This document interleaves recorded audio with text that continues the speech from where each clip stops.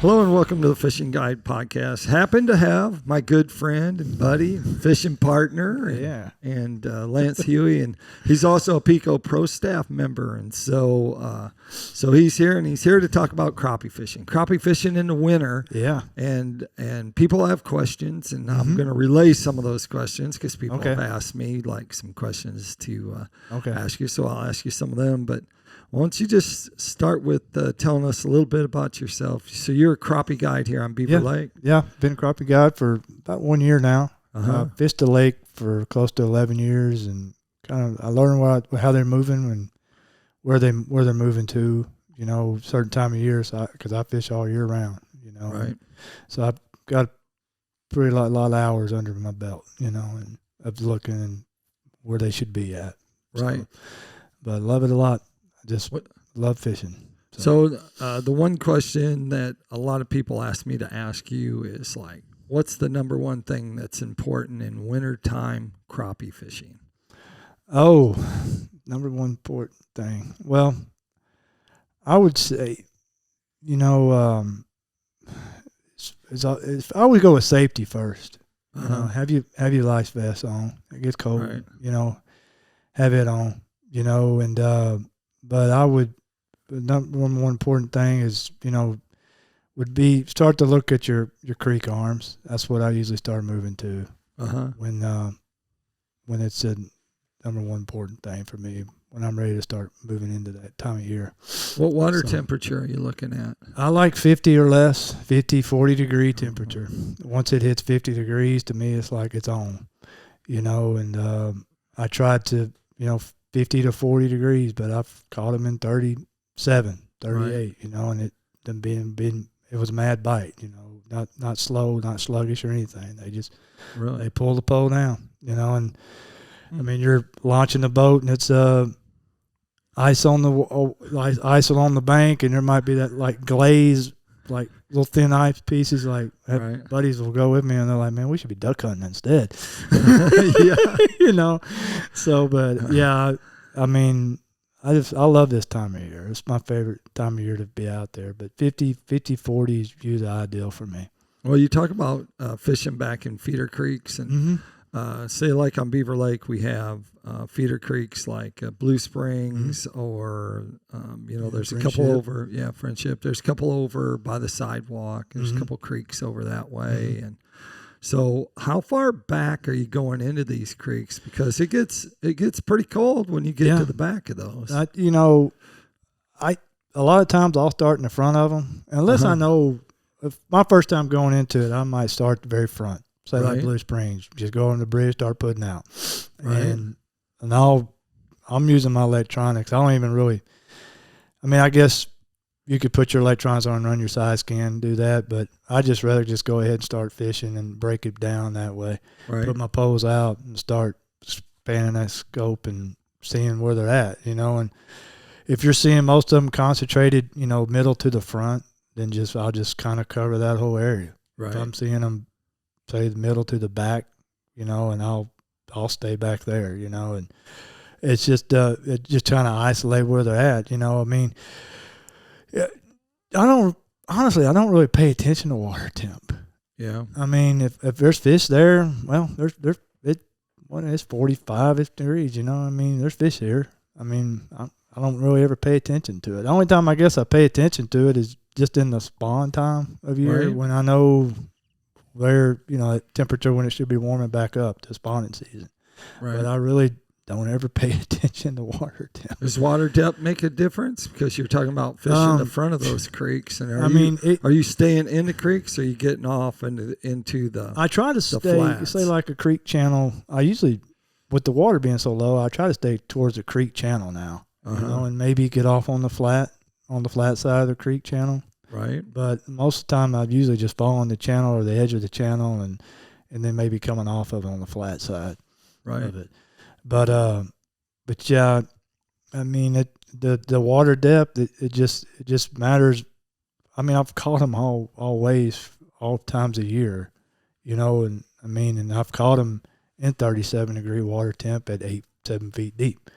Yeah. So, or 10 feet, you know, and so I just go where I see the fish, you know, and then I'll work that area. It ain't, if they're in 5 foot, that's not going to stop me from going there. Right. You know, let's go shallower. You know, I've talked to guys that say like Fish Friendship, you know, and they're turning up mud with a prop and they're catching them, you know, in 40-degree water temp. So they're back there way back up here in the back. I know we fished in December last year, and it was very cold. Yeah. That's probably not a verb we would say very, but it sounded like that. You know, I mean, it was cold, and when that sun got over top that bluff, temperature dropped about 10 degrees, and it went from 46, 36 pretty fast. But we still caught, and usually you catch some good ones in the winter. Is that not right? Yeah, I mean, to me, that's when they're fattening up. I mean, they're feeding their egg sac. You know, they're trying to get nutrients in them. You know, and get them nice, keep them healthy. You know, they're really fattening up that time of year. I mean, it just, you know, say like a 15-inch crappie go over 2 pounds this time of year. A 14-inch will almost be 2 pounds. You know, 1.7, 1.8. You know, they're just so much healthier, and just seeing them rise up on top of the surface, make that slurp sound. That's just addictive to me, man. I'm just like, God, that's a good one. You know, so but they're just so healthy this time of year. So, and they're hanging out in schools, or you find them in bunch, or is they isolated? It still seems. I mean, a lot of your eater size ones, say like your 10, your 11s, 12 inches. I mean, they kind of stay bunched up. You know, they might be laying on the bottom and are just still on the bottom. But like the bigger ones, they might. Some of them are together, some of them are not. I mean, some of them are lone roamers, some of them are, you know, maybe 2 or 3 kind of spread out. You might see one, you know, you're panning, there's one, there's another one, there's 2. Well, I got more odds going at 2 of them. Right. So I'll go at those. You know, I got more odds trying to keep 2 in the screen than 1. What are those crappie doing on the bottom? I think they're down there laying down there trying to keep their eggs warm, the bellies warm. You know? Really? I just. Do they have mud on their bellies when you? A lot of them catch do. Them? When I'm like here lately, the ones I've been catching, I've been fishing deeper this right now because I'm fishing an area that I don't really fish often, and I'm just fishing it to learn it. You know, learn the area, learn how the fish move on it. Well, I've caught them over here and caught them over here. So I'm just using it as like references for other guide trips, basically. You know, so I'm catching them deep right now, and those deep meaning how deep? I mean, I'm in 20 foot of water. That's deep for you. I hate fishing that deep. I didn't even know you had 20 feet of line on your poles. I thought you had like 6 foot. Oh, you just let it out to 6 foot, and I'm like, well, if I let any more out, we're gonna hit the bottom of the spool. Yeah, I get caught on that a lot. I just put enough on there that I know I need. But yeah, I mean, I'm fishing. I'm in 18 foot of water, and I'm fishing basically putting the line the length of my pole, which is a 16, so it's about 15, 16 feet deep, and they're fish right now. The ones I'm on are just a little bit off the bottom or on the bottom, and every one of them usually have a little bit of mud on their bellies. You know, but yeah. And you're a little different. You're not usually one poling. You're spider rigging. Yeah, 8 poles. And tell us your setup. What are you using? What are you using for poles, reels? Right now, it's I'm using B&M's buck graphite jig pole. It's their 16 foot. It's one of their most sensitive trolling poles, jig poles they have. I'm using 8 pound monofilament line, just basic line. My reels are just they're B&M's Pro 50. I think that's what they're a small reel. I don't need no big reel on there at all the line. And then the rig I'm using is a rig I tie up myself. It's basically kind of like a caps and Coleman rig. It's using Vanguard tackle with their swivels and their size 2 Aberdeen, their gold hook. It's a little stiffer hook than most traditional other brands hooks. I like it a lot because it just you set the hook. You're not going to bend it. We like the shout out for PICO. Yeah. We'll take that shout out. We'd run right into tackle time. We could, but we can't quite yet. Yeah. So those you tie yourself, but you pre-tie those. I right? pre-tie them. Yeah, like Christmas coming up. Yeah. And I think last year you said you were going to go tie jigs where you were like just sitting around tying jigs. People. I was doing them for another fellow, Greg. I was doing something for him, because he can't see very well, I guess. I just sat there and tied up his rigs for him. I just passed his time, and I did my own too. But it's basically I tighten it up because a lot of times I'm fishing shallower water. Most of the time I'm in 8-10 foot of water, so I'm using a tighter rig. I don't like to spread out because of shallower water. But it's usually about a 2 foot spread from top to bottom hook. It's about a 22 inch, and it's about 9 inches a leader at the top and about 9 inches on the bottom, underneath the weight. It's a traditional Caps and Coleman tie. I just put my own preference of hooks and jigs and weights on it that I want. And actually, I think we did a video on that. Yeah. So I'll have to try and see if I can find that link and put it below the video there, so you can go to that. But you talk a lot about hooks and the style of hooks, and we've been out there catching them. We skin hook little ones, and we've skin hooked big fish, but we've got them in with that hook. Yeah. Yeah, and gar. And gar. Gar don't come off that hook very good. So, if you stick a gar, it's like it's either going to cut the line or you're going to have to get it over there and deal with him. Coax him into letting go of it. Yeah.